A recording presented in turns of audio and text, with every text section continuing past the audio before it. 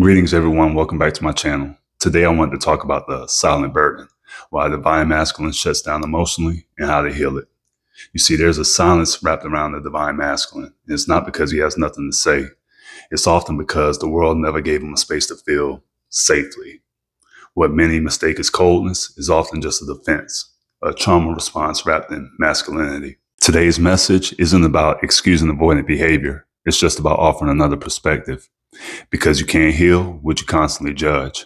And not every emotional shutdown is a sign of immaturity. Sometimes it's just the weight of a man carrying emotional suppression. First, let's establish the differences between trauma-based withdrawal and emotional immaturity.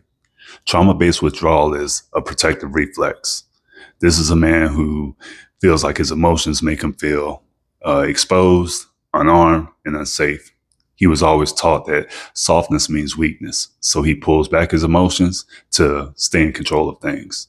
On the other hand, emotional immaturity is just the avoidance of accountability. This is a man who can speak, but he chooses manipulation, blame, and silence to keep the power. It's not about his fear, it's about his ego. Here's your discernment point. A wounded masculine wants to feel, he just doesn't know how to. An immature masculine wants control and doesn't care who he hurts to maintain it.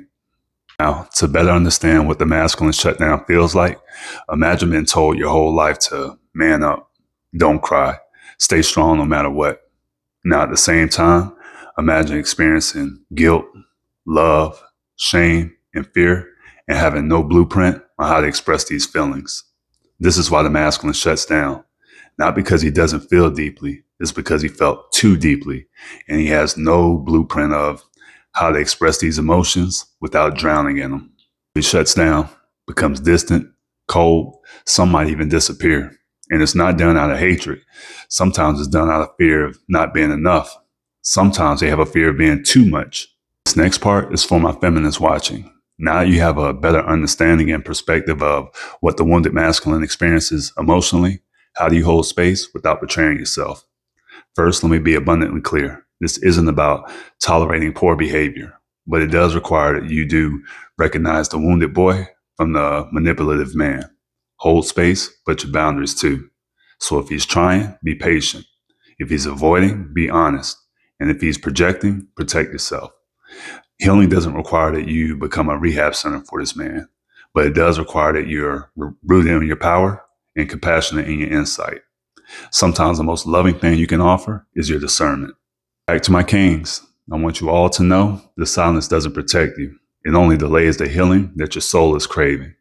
So I want you all to know you're allowed to feel. You're allowed to break down. You're allowed to not even have it all figured out. What you're not allowed to do is keep running. Healing begins when you stop running from your own heart. When you start to recognize vulnerability as a strength. When you stop seeking validation and start owning your truth. A woman of value, she isn't going to want perfection. She's going to want presence. And presence begins when you show up for yourself first. Ladies, if you're still watching this far into the video, I want you all to know that not every man that shuts down is emotionally unavailable. Some are emotionally overwhelmed.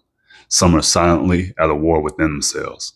And I challenge you all to discern, but not diagnose, to observe, but not absorb, and to love, but to not to lose yourself in the process. Because when this man heals, he not only opens up, he rises.